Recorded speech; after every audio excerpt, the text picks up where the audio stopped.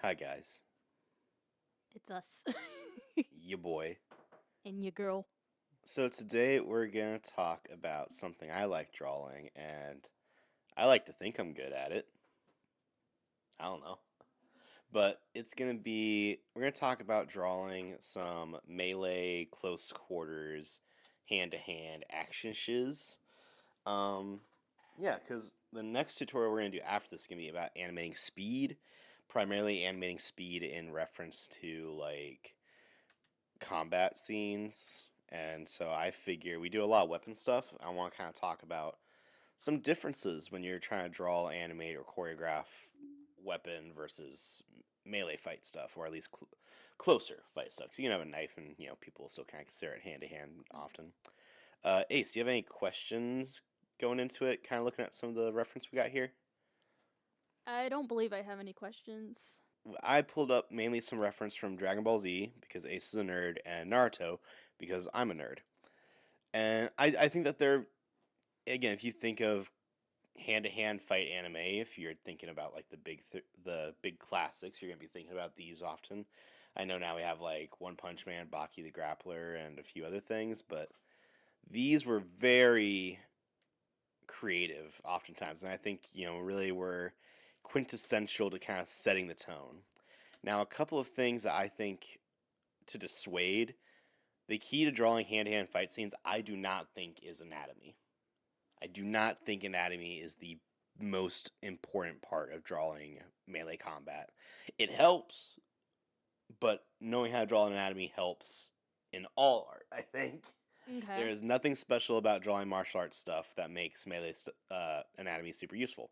Because especially like if we look at this Naruto and Sasuke here, most of their anatomy is covered up by clothing. So again, it helps to know the general proportions, but more so just a general understanding of three-dimensional shapes, how things fit on your character and where motion is going. Yeah, that's one thing I kind of wanted to dissuade right away. Another thing that I feel like I did as a kid is that when a character is blocking or like pushing away a punch, a thing that you're gonna feel like you want to do, because it's cool, admittedly, is you're gonna want character A to catch the punch of character B, which there's nothing actually wrong with it. But if we're looking at this from we're trying to make a quote unquote realistic fight or something believable, that just doesn't happen too often. There is grappling, and so there's ways that you catch. But in my experience as an animator choreographing fights and as a martial artist actually fighting, the amount of times that you just catch a strike midair, especially like with the one hand thing, is it just doesn't happen. Because if you throw a punch at someone and you even remotely see or feel their hand closing around it, you're gonna pull it back. Okay. So don't fall into those things. It's really, if you're thinking about strikes, it's gonna be strikes. It's gonna be jab in, jab out, which is one thing that Dragon Ball Z did really well. Like this kind of going back into tweens, it's just going to be a flurry, which is kind of hard to like choreograph and really keep straight sometimes. But that's what it's going to be when you're in the striking portion of it. Yeah, we'll go ahead and we'll take a look at some notes I had drawn up. Basic thoughts that you're gonna want to keep in mind are melee fights versus like a sword fight is going to be tighter frames. Because if you have a sword, if two characters have swords, they're holding their swords out theoretically, and that's going to naturally make, if you want to have a shot that has both characters. Wow, that is disgusting how I drew that. If you want both characters in frame, then you're going to have a frame that has to reach to them. Whereas in melee combat, you can have both your characters kind of just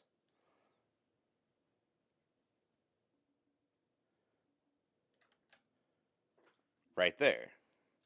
So even if I make these guys a little bit more appropriately to scale, yeah, we'll call that it. you can see how much smaller their frame is, and this is them with some distance between each other still. You could have them believably to here. So you're going to have a few more things of characters like chest up shots and still both of them being in frame. Because again, when you're drawing, illustrating, animating, whatever, you don't want wasted space. You're often going to want to use all the space in the frame, so you're going to zoom in for some tighter shots.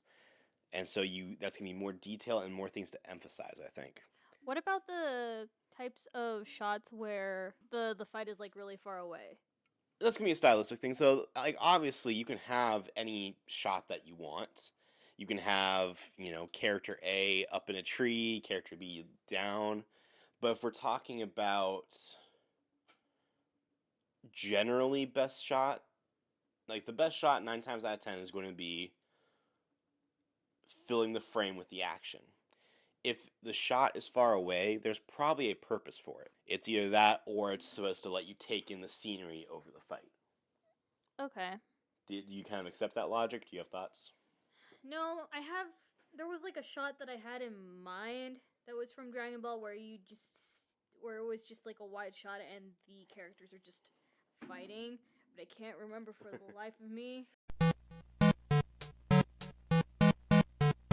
So, and again, it's art. It's not a hard and fast rule. Like if you have a super wide shot and your characters throwing punches at each other, there's nothing wrong with it.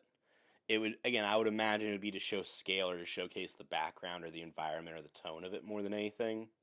But again, you can see all of the shots we have here relatively tight, because that's what you're focusing on. Gotcha.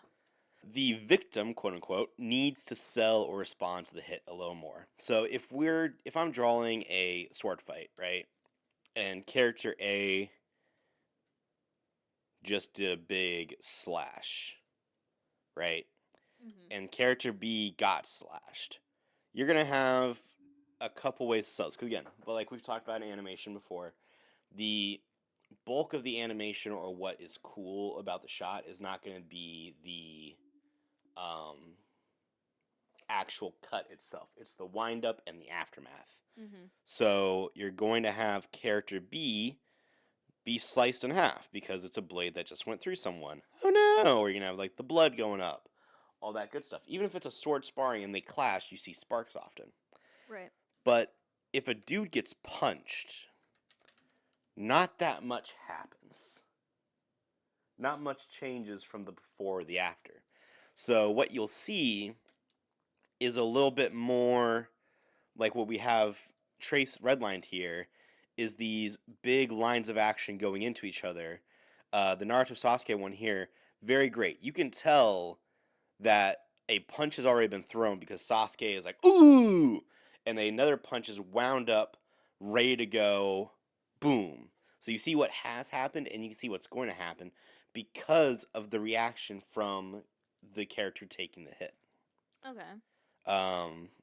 And so the last little quick note I have is VFX can do a lot of help, but it can also become kind of a crutch. So, which is kind of a thing with anything. Cameras can do a lot of work to help sell intensity. Audio can do a lot of help to sell intensity. But if you are saying, okay, we're going to make a shitty shot, but don't worry, the music's going to be dope, 9 times out of 10, the audience is going to catch on and be like, it's cool music, but it's a shitty shot. And there's no reason to put anything in your art that's shitty. If you're just making cool music, just make a cool album. If you want to make a cool movie, you need to consider the story, what's on camera, the editing, the music, so we'll go through each of these a little bit quickly. Now this one right here, as you can see, I don't like this, which I feel like it's very controversial to say that I don't like a fight shot from Dragon Ball Z. My beef is that, exactly what I've drawn here, it is a straight up and down line of action from Goku. We have two characters punching, and he is not, there's no reaction at all. All of the energy is coming from these flash effects. which does help see. Like, you can tell, oh, these two punched, he blocked, great. And there is overlapping here, which, again, is something I think you have a little bit more of with punching than, like, swords and stuff.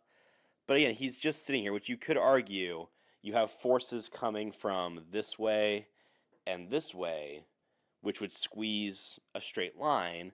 But this could be so much cooler, in my opinion. Again, I don't want anyone thinking that I don't like Dragon Ball or something like that. But if instead of this, if we made it more of one punch coming here and one punch coming here, so that way he's pushed in here and pushed in here, that would make this 1,000 times more interesting. Now, of course, I know. Can I interject and say that this is, if you have that shot like that, it would ruin the narrative of Goku just basically no-selling Kale and Khalifa.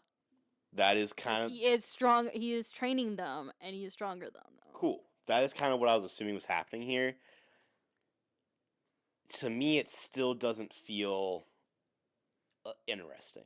If instead of him blocking both at once, if it was like slap, slap, that would have been cooler, I think. Maybe, but I don't know. That is a very out of context shot. It is. No, and again, I'm not saying that Dragon Ball is bad. And to focus on that, exactly what I was saying. Now, of course, this is Goku versus Vegeta, so all of the intensity has to be there. They are like almost equals. Goku is equal to no one, but if to laymen who watch the show, the Goku Vegeta fight should always be the coolest. Which one? All of them. So, but like I was saying here, so we have a lot of effects going on here. We have some like dry brush streaks going on. We have the energy field going on. But overall, we have this great line of action you can follow from the foot and knee all the way to the punch, which also, if you look at it, a very balanced pose. I know they're probably like in the air or whatever, but still, even if they're in the air, think about the structure of the posing. Because again, this is something a lot of people don't know swords because you're not born with a sword. People aren't born knowing how to punch necessarily or how to whoop an ass. Mm-hmm. But you do have your hands, so you know how that feels. You know what it feels like to almost fall down. So consider that just for it overall. And we have this line of action in our power going this way. You have Vegeta getting knocked back going this way, and the arms are actually providing a great secondary action or a follow-up action of going back to the source of the power or where Vegeta's body originally was. Mm-hmm. Which, again, all of this showing that there's force moving in a certain direction and then going back the other way. This one, again, if you want to talk about two characters striking at the same time, we have nice lines of action going on. You have the chest cocking back away to bring the hips and the knees up. And everyone is reacting. We have a arm coming up to block. The head is trying to get out of the way. And they're both... So, right now, Goku's throwing that way. So, I imagine in the next frame or two would be Goku doing the same thing here. Like I said, don't just do grabs, do slaps. Like I said, you're going to have a lot more overlap, so watch out for tangents. You don't have to draw the exact moment of impact for a punch or strike. Because, especially if you're drawing like an anime or a cartoony style, you have that exaggeration. You can make it crazy. Balance, again, very important. Who does have balance? Who's off balance? Where's their flow of energy? When you're drawing like effects and action stuff, don't be afraid to have sparks coming off of arms making contact. Because again, you're exaggerating. Make it feel like two punches being thrown is like swords being crossed. Make it dope. Yeah. Well, if y'all have any questions, feel free to comment. Until then, eat your vegetables, drink your oil, What? and we'll see you next time. Bye. Bye.